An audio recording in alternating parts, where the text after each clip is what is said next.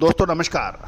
Colonel Ajay, CEO Ajay astro money group first global astro finance digital channel से आपसे मुखातिब होता हूं। आज है 23 सितंबर सन 2024 सोमवार। दोस्तों खबर निकल के आ रही है कि अंतर्राष्ट्रीय कमोडिटी बाज़ार में बड़े इन्वेस्टर्स और व्यापारियों ने 17 सितंबर तक मक्का, गेहूं और सोयाबीन में अपनी शुद्ध शॉर्ट पोजीशन को कम कर दिया है।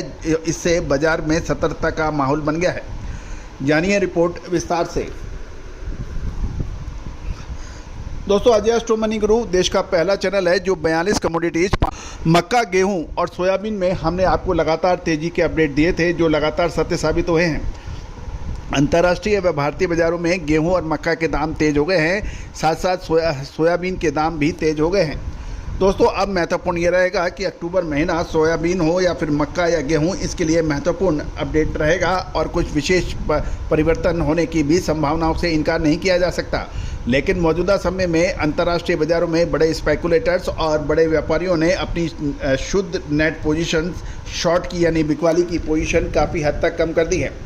इसका प्रमुख कारण ड्राई यानी शुष्क मौसम बताया जा रहा है और यही वजह है कि शिकागो बोर्ड ऑफ ट्रेड, जिसे हम सीबॉट कहते हैं, वहाँ गेहूं के वायदे में आज सोमवार को तेज़ी दर्ज हो गई है।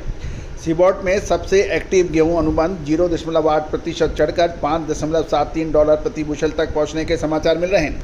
गौरतलब है कि ध्यान देने वाली बात यह भी है कि यूरोपियन अनाज के उत्पादन में गिरावट आ गई है और यूरोपियन संघ कॉसरेल ने यूरोपियन संघ और ब्रिटेन में इस साल अनाज की फसलों में अपना पूर्व अनुमान घटा दिया है और ये 280.3 मिलियन मैट्रिक टन कर दिया है, जो जून में 2024 में अनुमान लगाया गया था 296 यानी 296 मिलियन टन से कम है। इससे लगभग 16 मैट्रिक टन कम बताया जा रहा है और पिछले वर्ष की तुलना करें तो लगभग 5% कम बताया जा रहा है। इसका प्रमुख कारण मौसम का प्रतिकूल होना, काला सागर क्षेत्र, अमेरिका के दक्षिण मैदान और अर्जेंटीना में ड्राई यानी शुष्क परिस्थितियों के कारण गेहूं की कीमतों को अब सपोर्ट मिल रहा है।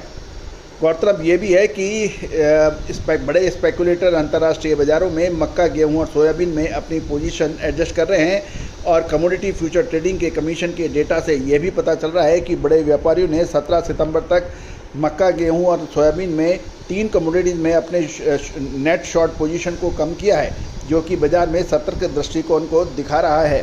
दोस्तों उम्मीद है कि ये सभी महत्वपूर्ण सूचना है अब आपके लिए फ़ायदेमंद साबित होगी। यदि आप ग्रेन चाहे मक्का, बाजरा, चावल जो इनके व्यापारी हैं तो आप हमसे संपर्क कर सकते हैं विशेष रिसर्च रिपोर्ट के लिए। गौरतलब है कि इस साल सरकार के जो आंकड़े गेहूं के उत्पादन के थे वो काफ़ी सकारात्मक थे, उसके बावजूद भी हमने आपको तेज़ी का अग्रिम अनुमान दिया था जो सही साबित हुआ है। मक्का, जौ और चावल पे भी हमारे लगातार अपडेट विश्लेषण सही साबित हुए हैं। दोस्तों दलहन, तिलहन, मसाला, कपास, इन सभी पर विशेष रिसर्च रिपोर्ट के लिए संपर्क कर सकते हैं। All the very best, good luck, happy trading.